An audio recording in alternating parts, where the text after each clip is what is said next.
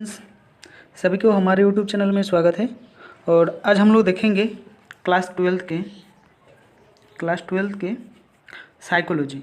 Psychology को आज हम लोग देखने वाले हैं। इसमें जितने सारे चैप्टर है, हर चैप्टर से प्रश्नों को लिया गया है और इसी चैप्टर से आप लोगों का क्वेश्चन आएगा। ठीक है, इसी चैप्टर से आप लोगों का क्वेश्चन आएगा। तो इस वीडियो को पूरा देखिए। और ये टीम 1 40 मार्क के लिए है, ये 40 मार्क के लिए है। ठीक है, 40 मार्क के लिए है। तो आप लोग पूरा वीडियो को देखिए, तो इसी में से आप लोगों को 40 मिल जाएगा। ठीक है, तो चलिए हम लोग वीडियो को आगे बढ़ाते हैं।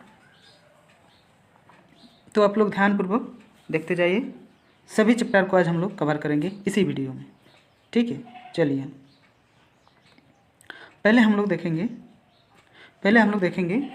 कि सामान्य व्यक्ति की बुद्धि लब्धि का स्तर होता है। सामान्य नॉर्मल आदमी का कितना होता है? नॉर्मल का होता है 90 से 100, 90 से 100 के बीच, 110 के बीच रहता है। ठीक है, 90 से 110 के बीच उसका बुद्धि लब्धि रहता है। ठीक है, चलिए इसके बाद दूसरा प्रश्न को हम लोग देखेंगे। दूसरा प्रश्न है, गार्डनर ने बुद्धि के कितने प्रकार को प्रस्तावित किए हैं? तो इसने किया है 8 प्रकार को। ठीक है, कितने प्रकार को किया है? 8 प्रकार को। ठीक है, आज क्वेश्चन एक्सप्लेन नहीं होगा, आप लोग को बताते जाएंगे। ठीक है, बेने साइमन बुद्धि परीक्षण में कितने पद है? तो इसका आंसर हम लोग देखेंगे। तो इसका आंसर होगा 3 पद। कितना पद है? 3 पद। ठीक है, चलिए वीडियो थोड़ा लंबा होगा। विभेदक अभिक्षमता परीक्षण DAT में कितने उप परीक्षण है? तो इसका आंसर हम लोग देखेंगे 8। कितना है? 8। ठीक है, चलिए बुद्धि संरचना मॉडल किसने प्रस्तुत किया है? तो इसका आंसर अगर हम लोग देखेंगे तो इसका आंसर गिलफोर्ड होगा। इसका आंसर क्या होगा? गिलफोर्ड होगा। ठीक है, चलिए बुद्धि के एक कारक सिद्धांत को किसने दिया? एक कारक सिद्धांत को किसने दिया? तो इसका आंसर अगर हम लोग देखेंगे तो बिने ने दिया। किसने दिया? बिने ने दिया है बुद्धि के एक कारक सिद्धांत को। ठीक है, चलिए हम लोग आगे बढ़ते हैं। बुद्धि के द्विकारक सिद्धांत किसने दिया? तो बुद्धि के द्विकारक सिद्धांत अगर हम लोग देखते हैं तो इसका आंसर होगा बुद्धि का स्पीयरमैन। किसने दिया है? स्पीयरमैन ने द्विकारक सिद्धांत को दिया है। द्विकारक, 2 कारक। ठीक है, चलिए हम लोग देखेंगे अभी प्राथमिक मानसिक योग्यता का सिद्धांत किसने प्रतिपादित किया? तो इसका आंसर हम लोग देखेंगे तो लुईस थर्स्टन ने किया। किसने किया? लुईस थर्स्टन ने किया है। ठीक है, चलिए हम लोग आगे देखते हैं। 9वां नंबर में हम लोग प्रश्न को देखेंगे। 9वां नंबर में प्रश्न को हम लोग देखेंगे, बच्चों की बुद्धि मापने के लिए वेशलर द्वारा बनाई मापनी का क्या नाम है? तो इसका अगर हम लोग देखेंगे तो इसका नाम हम लोग देखेंगे तो WAIS। ठीक है, वेशलर द्वारा ये मापने का नाम बताया है। ठीक है, उसके बाद हम लोग देखेंगे 10 नंबर प्रश्न देखेंगे, स्पीयरमैन के बुद्धि सिद्धांत का क्या नाम है? तो हम लोग अभी इससे पहले प्रश्न में हम लोग देखें, 1-2 पहले प्रश्न में हम लोग देखें तो इसका द्वित्वात्विक सिद्धांत स्पीयरमैन के द्वारा दिया गया है। ठीक है, चलिए 11 नंबर वाला प्रश्न हम लोग देखेंगे। इसमें 2 प्रश्न है। क्या है? बुद्धि लब्धि का समप्रत्यय को किसने विकसित किया? अथवा बुद्धि लब्धि का प्रतिपादन किसने किया? तो ये हम लोग जानते हैं, इसका आंसर स्पीयरमैन के द्वारा दिया गया है। किसके द्वारा? स्पीयरमैन के द्वारा। ठीक है, सॉरी स्पेयर में नहीं होगा, इसका आंसर होगा आपका बुद्धि लब्धि का प्रतिपादन। अगर हम लोग देखेंगे तो इसका आंसर बी होगा। कौन सा होगा? बी होगा, बी। ठीक है, विलियम स्टर्न होगा। ठीक है, चलिए। संवेगात्मक बुद्धि पद का प्रतिपादन किसने किया? तो इसका आंसर हम लोग देखेंगे तो गार्डन साहब ने किया है। कौन किया है? गार्डन साहब ने किया है। ठीक है, चलिए। स्टर्नबर्ग द्वारा प्रतिपादित बुद्धि के सिद्धांत को कहते हैं, क्या कहते हैं आप लोग बताइए? तो इसको कहते हैं, इनमें से जो है कारक सिद्धांत, ये भी नहीं है। सूचना संसाधन सिद्धांत, ये भी नहीं है। मानवतावादी सिद्धांत, ये भी नहीं है। तो इसका आंसर हो जाएगा आपका ये वाला डी, इसका आंसर होगा। ठीक है, चलिए। उसके बाद हार्वर्ड गार्डन ने किस सिद्धांत को प्रस्तुत किया? तो हार्वर्ड गार्डन के द्वारा बहुबुद्धि सिद्धांत का प्रस्तुत किया है। कौन सा सिद्धांत को? बहुबुद्धि सिद्धांत को। ठीक है, थ्योरी ऑफ मल्टीपल इंटेलिजेंस को। चलिए हम लोग आगे बढ़ते हैं। अब हम लोग इसका दूसरा चैप्टर को देखेंगे। इस चैप्टर से हम लोग अभी देखेंगे। ठीक है, चलिए। इसमें हम लोग देखेंगे आत्म और व्यक्तित्व। इससे हम लोग प्रश्न देखेंगे। ठीक है, तो इसमें हम लोग प्रश्न अगर देखेंगे तो चलिए हम लोग देखते हैं। संरचित साक्षात्कारों में किस प्रकार के प्रश्न पूछे जाते हैं? तो इसमें अगर प्रश्न पूछे जाते हैं तो इसका आंसर होगा समप्रत्यय विशिष्ट प्रकार के प्रश्न। समप्रत्यय विशिष्ट प्रकार के प्रश्न को पूछे जाते हैं। पर्सनालिटी, व्यक्तित्व शब्द लैटिन के किस शब्द से बना है? तो ये हम लोग जानते हैं, ये बना है पर्सोना से। किस शब्द से बना है? पर्सोना शब्द से बना है पर्सनालिटी। ठीक है, चलिए। अब हम लोग देखेंगे यंग ने व्यक्तित्व को कितने वर्गों में बांटा है? तो इसका आंसर हम लोग देखेंगे तो ये 2 वर्गों में उसको बांटा है, 2 वर्गों में बांटा है। ठीक है, अलापोर्ट के अनुसार व्यक्तित्व की संरचना की मूल इकाई क्या है? तो इसकी मूल इकाई क्या है हम लोग देखेंगे तो इसका मूल इकाई व्यक्तिशील गुण। क्या है? व्यक्तिशील गुण इसका आंसर होगा। ठीक है, चलिए। अब हम लोग देखेंगे व्यक्तित्व का शील गुण क्या है? तो व्यक्तित्व का अगर हम लोग शील गुण देखेंगे तो इसका आंसर होगा व्यक्तित्व का शील गुण हम लोग अगर देखेंगे तो व्यवहार का विशिष्ट तरीका। क्या होगा? व्यवहार का विशिष्ट तरीका इसका आंसर होगा। आप लोग ध्यान दीजिए। ठीक है, यह व्यक्त कि मैं हिंदू हूँ दर्शाता है। किस चीज़ को दर्शाता है? तो इसमें किस चीज़ को दर्शाता है आप लोग बताइए? तो ये सामाजिक जो गुण है, सामाजिक जो मान्यता है, इस चीज़ को दर्शाता है। ठीक है, 7 नंबर में हम लोग देखेंगे व्यक्तित्व को अंतमुखी एवं बहिर्मुखी श्रेणी में किसने विभाजित किया? तो इसका आंसर जाएगा, किसने किया बताइए आप लोग? यंग ने किया है। किसने किया है? यंग ने किया है। ठीक है, यंग ने किया है। कथानक संप्रत्यक्षण TAT को किसने विकसित किया? तो इसका आंसर आप लोग का जाएगा डी नंबर वाला, मॉर्गन और मोरे के द्वारा ये किया गया था। ठीक है, 9 नंबर वाला प्रश्न हम लोग देखेंगे अभी। फ्रायड व्यक्तित्व की मौलिक इकाई मानते हैं। कितना मानते हैं आप लोग बताइए? कितना मानते हैं, क्या मानते हैं, कैसे मानते हैं?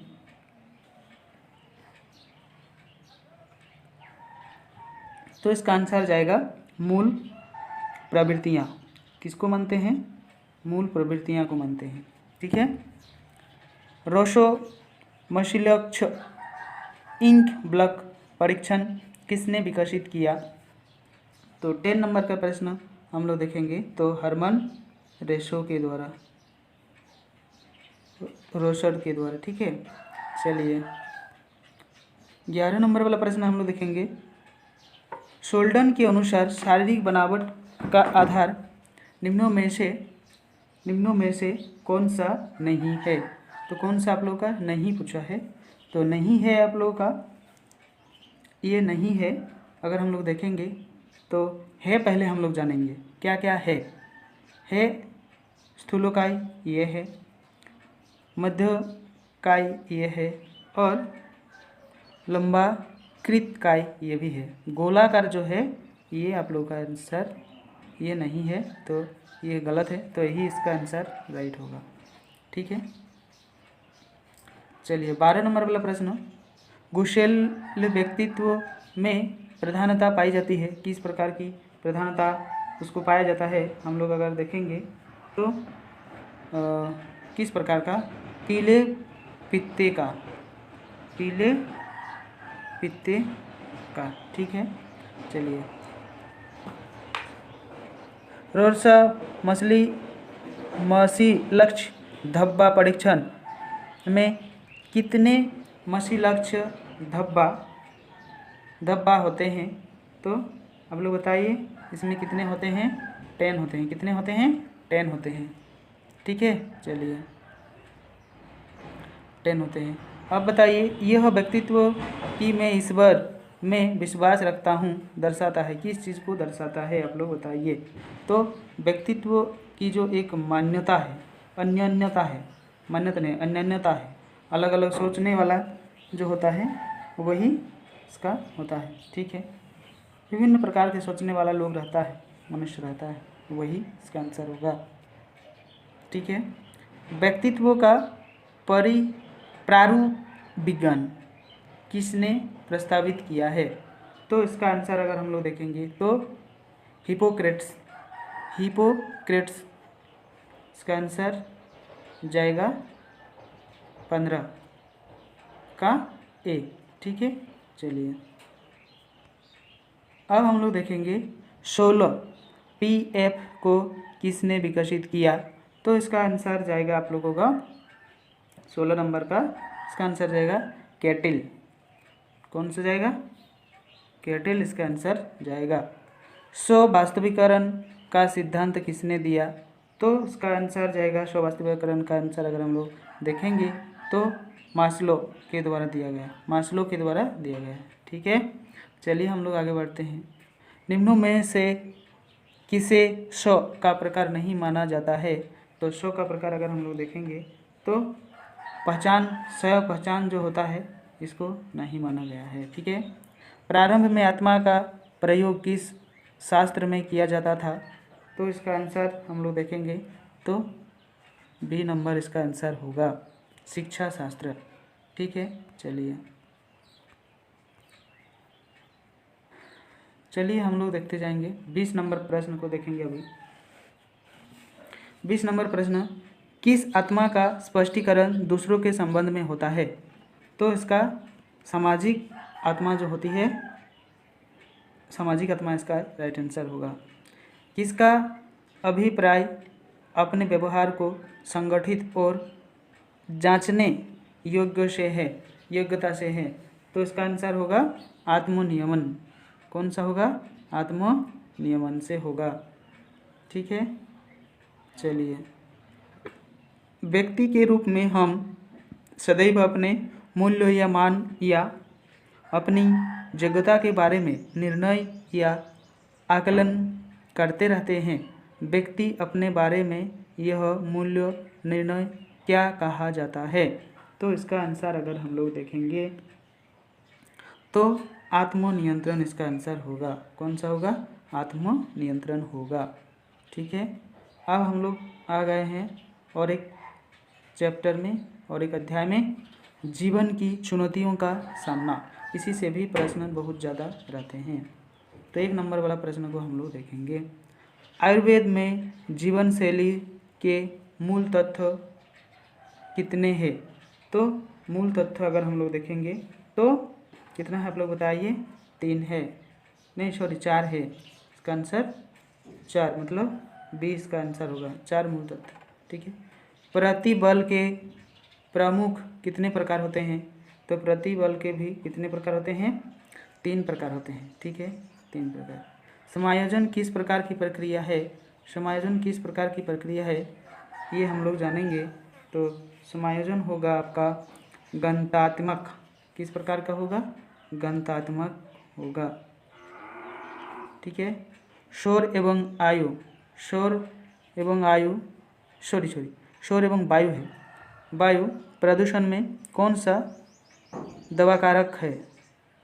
ठीक है, बताइए आप लोग कौन सा दवा कारक है? तो इसका आंसर होगा पर्यावरणीय। कौन सा आंसर होगा? पर्यावरणीय। ठीक है, चलिए। GAS मॉडल किसने प्रतिपादित किया? तो इसका आंसर हम लोग अगर देखेंगे तो हैंस सेल्स ने। किसने किया? हैंस सेल्स ने किया है। ठीक है। अब देखेंगे बाह्य प्रतिबलक के प्रति प्रतिक्रिया को क्या कहा जाता है? तो इसका आंसर हम लोग जानेंगे। तो इसका आंसर होगा तनाव। क्या होगा?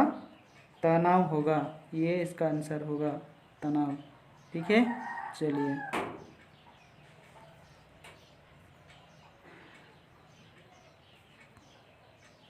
अब हम लोग देखेंगे, वीडियो बहुत लंबा होगा इसीलिए आप लोग घबराइएगा मत। ठीक है, देखते जाइए। सभी प्रश्नों को हल करेंगे तो 40 में से 40 आप लोगों को यहीं से मिलेगा।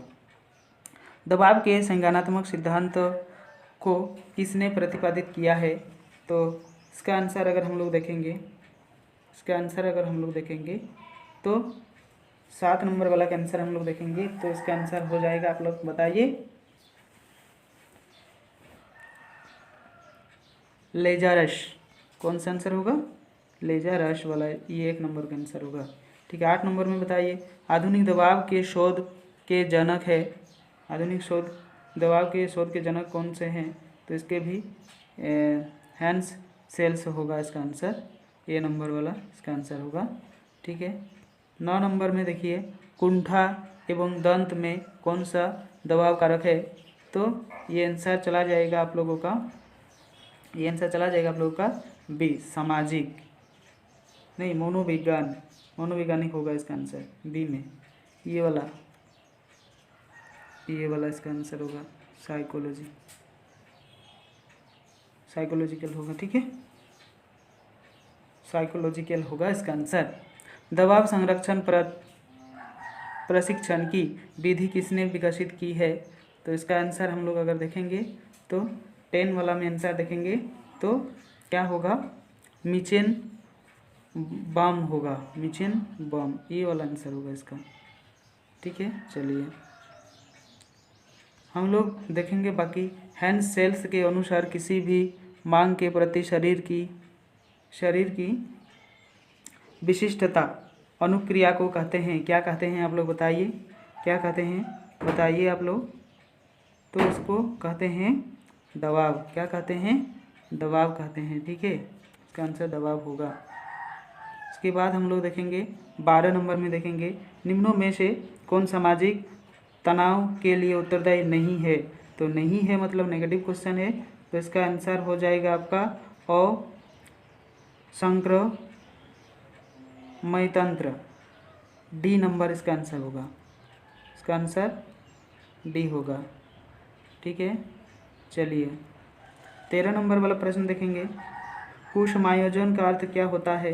तो कुसमायोजन का अर्थ अगर हम लोग देखेंगे तो बंधित जीवन समायोजन को ही हम लोग कुसमायोजन कहा सकते हैं।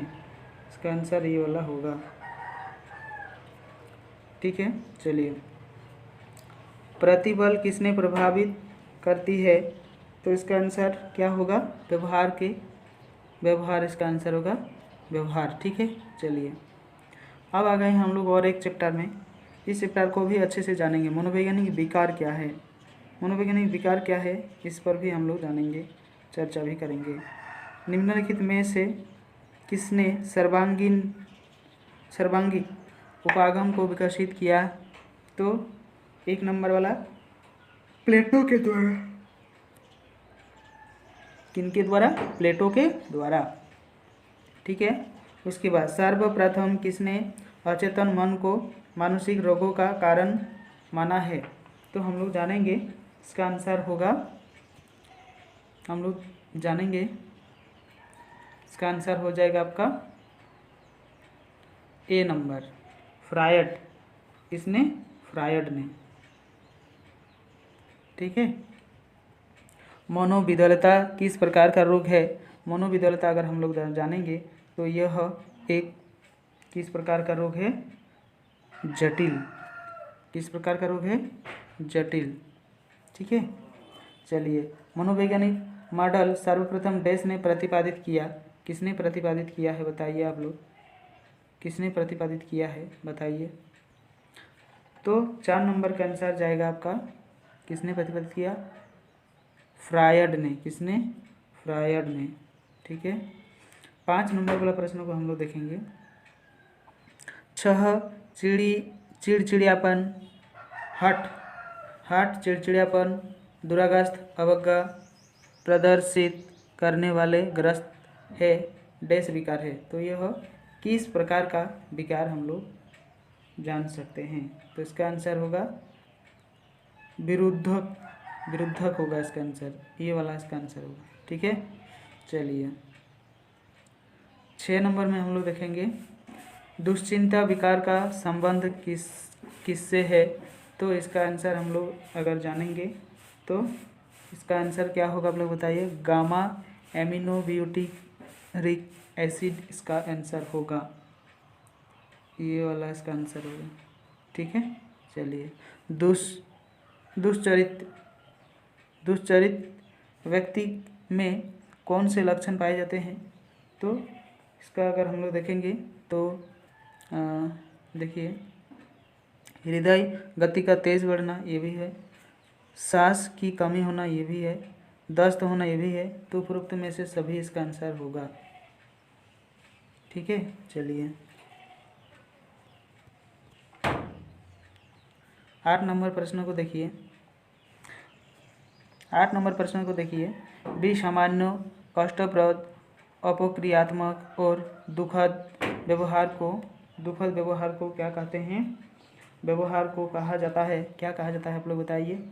तो इसको कहा जाता है, इनमें से किसी को भी नहीं, सामान्य व्यवहार नहीं है, असामान्य व्यवहार नहीं है, चित्र व्यवहार नहीं है, तीनों नहीं है। तो इसका आंसर हो जाएगा आपका डी। इसका आंसर हो जाएगा आपका डी। चलिए, 9 नंबर प्रश्न को हम लोग देखेंगे अभी। यह विचार की विभिन्न व्यवहार का चरण है, व्यक्ति के शरीर और मस्तिष्क के उचित प्रकार से काम नहीं करता डैश उपागम है। तो यह किस प्रकार का उपागम है आप लोग बताओ। तो इसका आंसर होगा आपका जैविक उपागम, इसका होगा जैविक उपागम होगा। डोपामाइन,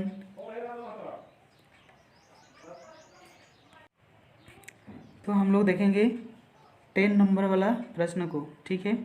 डोपामाइन की अतिरेक क्रियाशीलता का संबंध होता है, किसके साथ इसका संबंध होता है? तो हम लोग जानेंगे, मनोविकलता के साथ इसका संबंध होता है, ये वाला। ठीक है।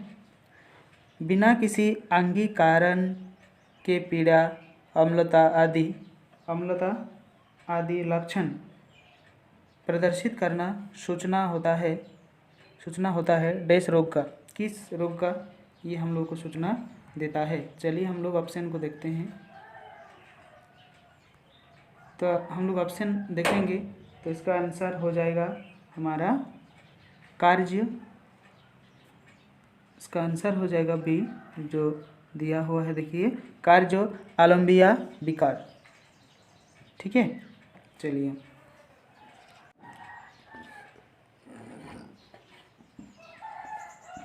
कौन मनोवैज्ञानिक मानसिक रोगों का कारण इमित इच्छाएं मानता है? तो इसका आंसर हम लोग देखेंगे। तो इसका आंसर हो जाएगा आपका डी, फ्रायड के द्वारा। फ्रायड के द्वारा। ठीक है, चलिए 13 नंबर वाला प्रश्न हम लोग देखेंगे। किसी मान्यता प्रक्रिया को असामान्य रूप से बार बार दोहराने व्याधि को क्या कहते हैं? तो इसका आंसर हम लोग देखेंगे तो मनोग्रसित बाध्यता। क्या होगा? मनोग्रसित बाध्यता इसका आंसर होगा। ठीक है, चलिए अब हम लोग देखेंगे 14 नंबर वाला प्रश्न को। असामान्य व्यवहार के आधुनिक मनागतिक सिद्धांत की आधारशिला रखी डैश ने, किसने रखी है? तो ये आंसर होगा आपका संत अगस्तीनियस।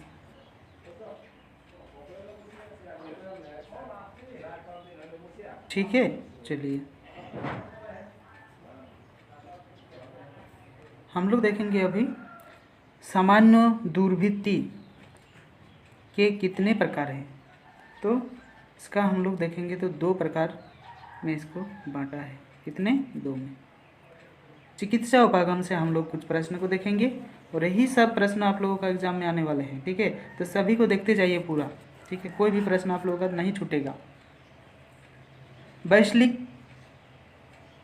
मनोचिकित्सा किसकी देन है? तो ये अगर हम लोग जानेंगे तो यह यूंग इसका आंसर होगा यूंग, ये वाला। ठीक है, इसकी देन है। मनोचिकित्सा को कितने भागों में बांटा है आप लोग बताइए? तो इसको बताया गया है 2 भागों में बांटा गया है। ठीक है, चलिए फ्रायड ने मनोचिकित्सा की किस विधि का प्रतिपादन किया? तो इसका आंसर हम लोग जानेंगे। ए नंबर मनोविश्लेषणात्मक इसका आंसर होगा। 1 नंबर वाला इसका आंसर होगा। ठीक है, चलिए 4 नंबर वाला प्रश्न को हम लोग देखेंगे। एक अध्यापक कक्षा में शोर मचाने के गलत कार्य के लिए बालक को फटकार लगाता है। यह क्या है? यह क्या है? तो यह एक क्या है आप लोग बताइए? यह एक क्या है? यह एक बताओ क्या है? यह एक निषेधात्मक प्रबंध है। ठीक है, चलिए मनोगतात्मक चिकित्सा का प्रतिपादन किसने दिया? तो इसका आंसर जाएगा आपका सी, सिगमंड फ्रायड ने दिया है। किसने दिया है? सिगमंड फ्रायड ने दिया है। ठीक है, चलिए गेस्टाल्ट चिकित्सा किसने प्रस्तुत की? तो गेस्टाल्ट चिकित्सा अगर हम लोग देखेंगे तो पाल्स दंपति। किसने की? पाल्स दंपति। ठीक है, चलिए 7 नंबर वाला प्रश्न हम लोग देखेंगे अभी। आधुनिक चिकित्सा शास्त्र का जनक किसे माना जाता है? आधुनिक चिकित्सा शास्त्र का, तो आधुनिक चिकित्सा शास्त्र का हिप्पोक्रेटस को माना गया है। किसे माना गया है? हिप्पोक्रेटस। ठीक है, चलिए नियम में व्यवहार के कितने सदाचार बनाए गए हैं? तो 8 नंबर का आंसर होगा डी, 5। विद्युत आश्रयी चिकित्सा एक प्रकार का है। क्या है? एक प्रकार का जैव आयुर्विज्ञान चिकित्सा है ये। 1 नंबर वाला इसका आंसर होगा। ठीक है, चलिए सांवेगिक संज्ञान एवं अनुकूलन के विज्ञान को कहा जाता है। क्या कहा जाता है? तो इसका आंसर हम लोग देखेंगे मनोचिकित्सा। ठीक है, मनोचिकित्सा इसका आंसर होगा। ठीक है, चलिए सेवार्थी रोगी एवं चिकित्सा के बीच एक विशेष संबंध को क्या कहा जाता है? तो 11 नंबर वाला प्रश्नों में क्या कहा जाता है? चिकित्सात्मक शैली कहा जाता है। क्या कहा जाता है? चिकित्सात्मक शैली कहा जाता है। 12 नंबर वाला प्रश्न देखिए। जर्मन शब्द गेस्टाल्ट का अर्थ क्या है? जर्मन शब्द गेस्टाल्ट का अर्थ आप लोगों को बताना है। तो गेस्टाल्ट का होता है समग्र। क्या होता है? समग्र होल। ठीक है। व्यवहार चिकित्सा का प्रतिपादन किया गया था, किसके द्वारा किया गया था बताइए आप लोग। तो इसका आंसर जाएगा ये वाला। ठीक है, लिंडस्ले और स्किनर द्वारा। ठीक है, चलिए हम लोग आगे बढ़ते हैं।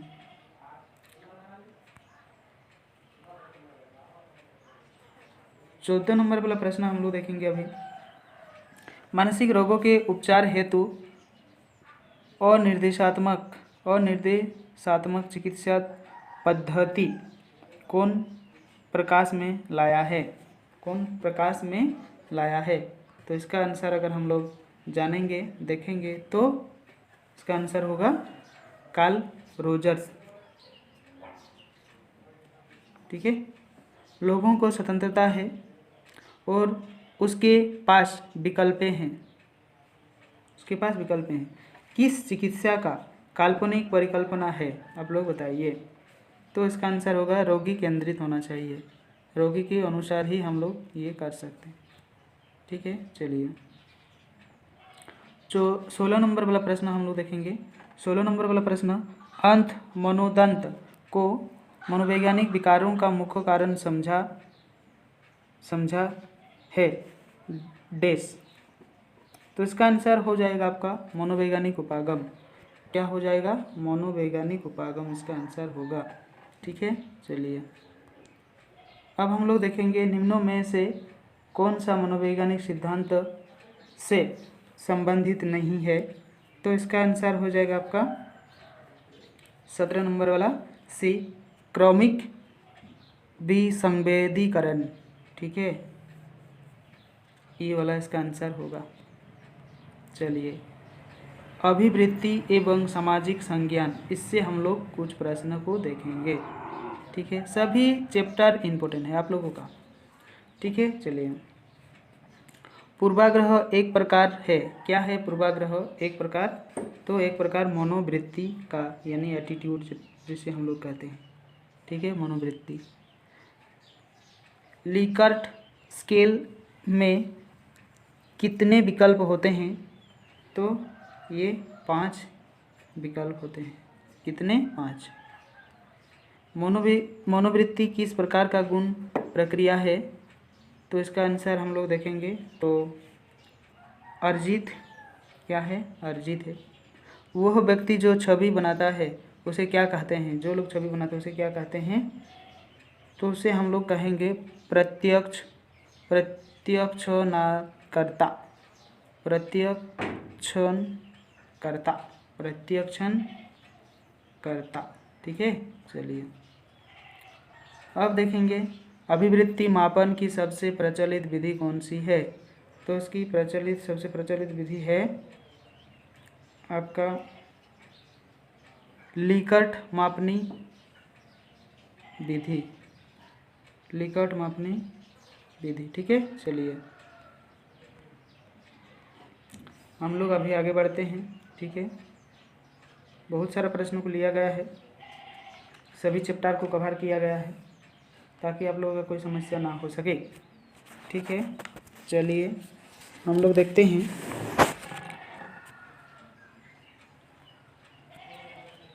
हैं। एक अभिवृत्ति में कैसा परिवर्तन हो सकता है?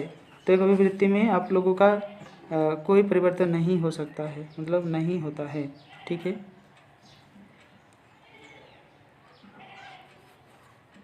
सात नंबर वाला प्रश्न को हम लोग देखेंगे। संतुलन का संप्रत्यय किसने प्रतिपादित किया? तो इसका और एक प्रश्न दिया हुआ है, मनोवृत्ति परिवर्तन में संतुलन मॉडल का प्रतिपादन किसने किया? तो इसका आंसर हम लोग देंगे फ्रिजट हाइडर। ये वाला इसका आंसर होगा। ठीक है, विश्वास इंगित करता है अभिवृत्ति के डैश घटक को। तो 8 नंबर में इसका आंसर हम लोग देंगे संज्ञानात्मक को। ठीक है, ये वाला चलिए 9 नंबर में हम लोग देखते हैं, 9 नंबर वाला प्रश्न को देखते हैं। चलिए, जब मात्र दूसरों की उपस्थिति में किसी विशिष्ट कार्य का निष्पादन होता है तो उसे कहते हैं, क्या कहते हैं आप लोग बताइए। तो उसे सामाजिक सुगमीकरण कहते हैं। क्या कहते हैं? सामाजिक सुगमीकरण कहते हैं। चलिए आगे बढ़ते हैं। अभिवृत्ति मनोवैज्ञानिक की कितनी विशेषताएं होती है? तो यह हम लोग 10 नंबर वाला प्रश्न को देखेंगे तो 2 होती है, इसका आंसर 2 है। बिना किसी आत्महीन के भाव के दूसरों के कल्याण के बारे में सोचना डैश है। तो इसका आंसर होगा आपका परहितवाद।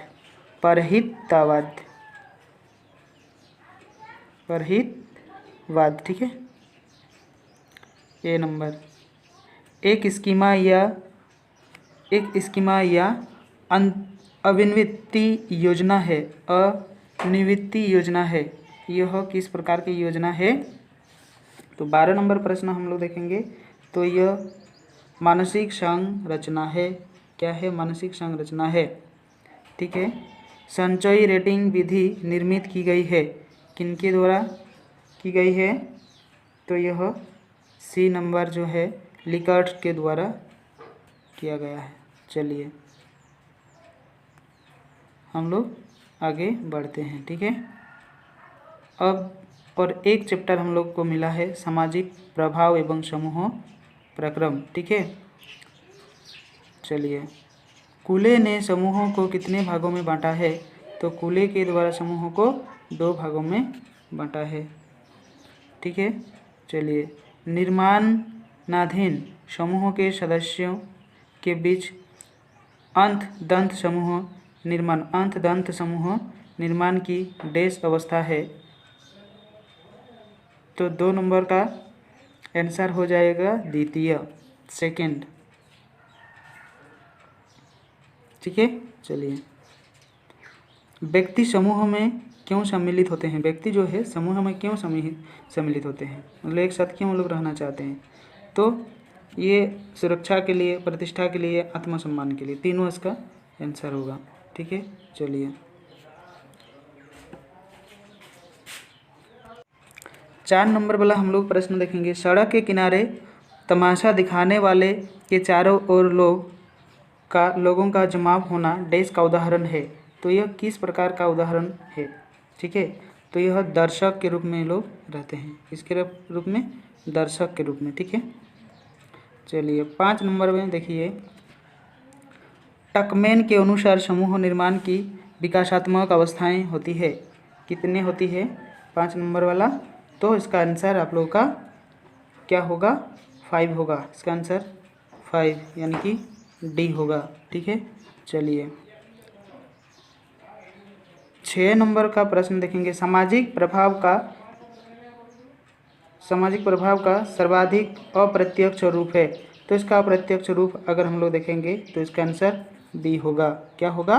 बी। ठीक है, चलिए समूह चिंतन की खोज किसने की है? तो समूह चिंतन की खोज अगर हम लोग देखेंगे तो यह इसका भी आंसर क्या होगा? बी होगा। ठीक है, चलिए 8 नंबर में देखिए, सामाजिक प्रभाव का सर्वाधिक प्रत्यक्ष रूप क्या है? तो इसका आंसर क्या होगा? ए इसका आंसर होगा, ए होगा। ठीक है, आज्ञा पालन जिसे कहा जाता है। टर्मेन के अनुसार कार्य निष्पादन होता है समूह निर्माण की कौन सी अवस्था में? तो इसका आंसर हम लोग देखेंगे तो इसका आंसर भी क्या होगा? ए होगा। ठीक है, इसका आंसर भी क्या होगा? ए होगा। ठीक है, यानी कि चतुर्थ। क्या होगा? चतुर्थ। ठीक है, चलिए समूह निर्माण की प्रथम अवस्था होती है, कौन सी अवस्था से समूह निर्माण होता है? तो आप लोग जानते हैं, इसका आंसर हो जाएगा रूप धारण, यानी कि ए नंबर इसका आंसर होगा, रूप धारण। ठीक है, in the minds of man नामक पुस्तक किसने लिखी? तो यह लिखा है कार्ल बेलिस के द्वारा, यानी कि इसका आंसर क्या होगा, बी होगा। ठीक है, कार्ल बेलिस के द्वारा। ठीक है, 12 नंबर में हम लोग देखेंगे परिवार जाति धर्म है, क्या है ये बहुत इंपॉर्टेंट प्रश्न है। तो यह एक प्राथमिक समूह है, इसका आंसर भी क्या होगा, ए होगा। ठीक है, अब हम लोग देखेंगे मनोवैज्ञानिक, ये मनोविज्ञान एवं जीवन के बारे में हम लोग कुछ प्रश्न को देखने वाले हैं। ठीक है, CFC या क्लोरोफ्लोरोकार्बन इसे प्रदूषित करते हैं, तो इसे प्रदूषित जो है वायु को सबसे ज़्यादा प्रदूषित करते हैं, तो इसका आंसर क्या होगा, सी होगा। इसका आंसर क्या होगा, सी। ठीक है, दबाव एक स्थिति है, दबाव क्या है, एक स्थिति है, तो दबाव एक स्थिति है, इसका आंसर होगा मनोवैज्ञानिक, क्या होगा, मनोवैज्ञानिक होगा, इसका आंसर ए होगा। ठीक है, चलिए, दूसरों के साथ दंत अलग अलग पढ़ना आदि कौन सी प्रतिक्रियाएं होती है, तो यह 3 नंबर का आंसर हो जाएगा सामाजिक, क्या होगा, सामाजिक, क्या होगा, सामाजिक। ठीक है, चलिए हम लोग आगे बढ़ते हैं। ठीक है, जीव तथा इसके पर्यावरण के बीच में संबंधों का अध्ययन होता है, क्या अध्ययन होता है, क्या अध्ययन होता है, यानी कि पर्यावरणीय मनोविज्ञान ये भी होता है, और पारिस्थितिकी ये भी होता है, इकोलॉजी जिसे कहा जाता है, यानी कि इसका आंसर सी होगा, ए और बी दोनों, ए और बी दोनों। ठीक है, चलिए, भोपाल गैस त्रासदी कब हुई थी, तो आप लोगों को पता होगा भोपाल गैस त्रासदी जो हुई थी वो दिसंबर 1984, दिसंबर 1984 में हुई थी, दिसंबर 1984 में। ठीक है, चलिए हम लोग आगे बढ़ते हैं। ठीक है, हम लोग आगे बढ़ते हैं, निम्नों में से कौन मानव निर्मित आपदा नहीं है, तो यह अगर हम लोग जानेंगे तो सुनामी जो है ये मनुष्यों के द्वारा मानव निर्मित नहीं होता है, इसीलिए ये आंसर ए होगा, सुनामी। ठीक है, चलिए, पर्यावरण के कितने पहलू होते हैं, तो पर्यावरण के अगर हम लोग पहलू देखेंगे तो 2 पहलू होते हैं, 2 पहलू होते हैं। ठीक है, चलिए, पर्यावरण के विषय में पारंपरिक भारतीय दृष्टिकोण किस परिप्रेक्ष्य को मान्यता देता है, तो इसका आंसर हो जाएगा आप लोगों का सी, आध्यात्मिक परिप्रेक्ष्य। कौन सा होगा, आध्यात्मिक परिप्रेक्ष्य। ठीक है, चलिए, चिपको आंदोलन किस राज्य से प्रारंभ हुआ था, तो आप लोग जानते हैं चिपको आंदोलन किस राज्य से प्रारंभ हुआ था, तो आप लोग बताइए, चिपको आंदोलन जो है उत्तराखंड से हुआ था। ठीक है, चलिए, किस प्रदूषण के कारण अवधान में कमी होती है, तो 10 नंबर वाला प्रश्न हम लोग देखेंगे, तो ये होगा, यार नहीं होगा, ये कोलाहल होगा, क्या होगा, कोलाहल, ए नंबर इसका आंसर होगा, ए। ठीक है, कोलाहल।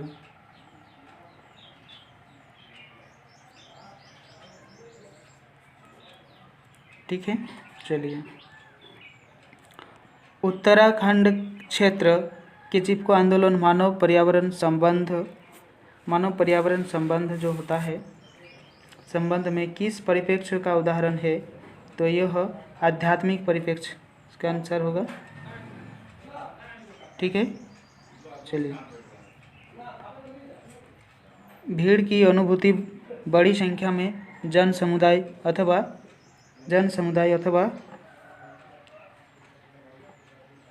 स्थानाभाव के अतिरिक्त देश से भी संबंध होती है, तो इसका आंसर होगा आपका ए, घनत्व। ठीक है, चलिए, 13 नंबर का प्रश्न देखेंगे, कुंठा आक्रामकता सिद्धांत का परीक्षण करने के लिए शोध अध्ययन किया, किसने किया बताना है, जॉन, किसने किया? ए नंबर वाला इसका आंसर होगा। किसने किया? John Donald. किसने? जॉन डोनाल्ड के द्वारा। ठीक है, चलिए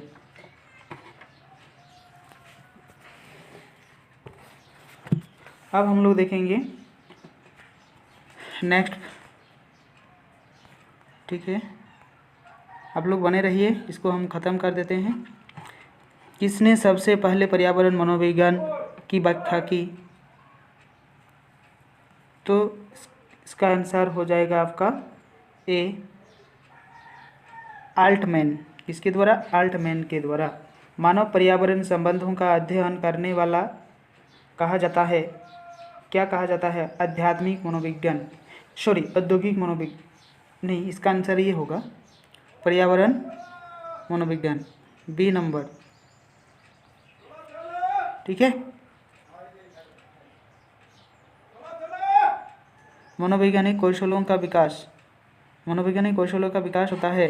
अभी हम लोग देखेंगे इस चैप्टर से प्रश्न महत्वपूर्ण जो है आप लोग के एग्जाम में आने वाले हैं। श्रवण प्रक्रिया में किन अंगों की भूमिका नहीं होती है? तो सुनने के लिए हम लोगों का कौन सा जो है भूमिका नहीं होती है? तो ये नाक जो है, नाक जो है ये नहीं होती है, सी नंबर वाला आंसर नहीं होती है। ठीक है, बाकी सब होती है। भारत में मानसिक आयुर्शाला कब खोली गई? तो ये होगा आपका कितने में? 1920 में। ठीक है, 1920 में। साक्षात्कार के कितने चरण होते हैं? तो साक्षात्कार के चरण अगर हम लोग जानेंगे तो 3 चरण होते हैं। एक प्रभावी मनोवैज्ञानिक बनने के लिए आवश्यक आधारशिला या आधारभूत कौशल है, क्या है? आधारभूत कौशल जो है इसमें से सभी होगा। सामान्य कौशल भी होना चाहिए, विशिष्ट कौशल भी होना चाहिए, प्रेक्षण कौशल भी होना चाहिए। ठीक है, तो हम लोग देखेंगे अभी संप्रेषण एक प्रक्रिया है। किस प्रकार की प्रक्रिया? संप्रेषण का मतलब एक दूसरे से कनेक्ट होना, बात करना, सब कुछ। तो ये 5 नंबर का आंसर होगा आपका, इसमें से सभी अचेतन, अभिप्राय और सचेतन सभी होगा इसका आंसर। तो डी इसका आंसर होगा। ठीक है, अंतर्वैयक्तिक संप्रेषण संबंधित होता है, किससे संबंधित होता है? तो 2 या 2 से अधिक व्यक्तियों से ये होता है। ठीक है, चलिए स्वयं से संवाद करने की क्रिया को क्या कहते हैं? तो उस क्रिया को हम लोग क्या कहेंगे? अंतर्वैयक्तिक संप्रेषण कहते हैं, अंतर्वैयक्तिक संप्रेषण हम लोग कहेंगे। ठीक है, चलिए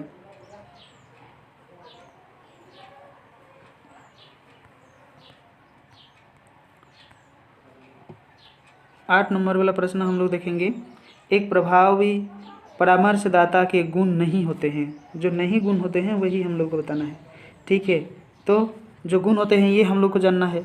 तो प्रामाणिकता ये गुण होता है, ये गुण होता है। दूसरों के प्रति सकारात्मक ये भी होता है। दूसरों के प्रति सकारात्मक अनादर, ये अनादर जो है ये गलत है। तदानुभूति की योग्यता ये भी होना चाहिए। तो गलत वाला आंसर ही राइट होगा, क्योंकि यहाँ नहीं पूछा है। क्या पूछा है? नहीं पूछा है, इसीलिए। चलिए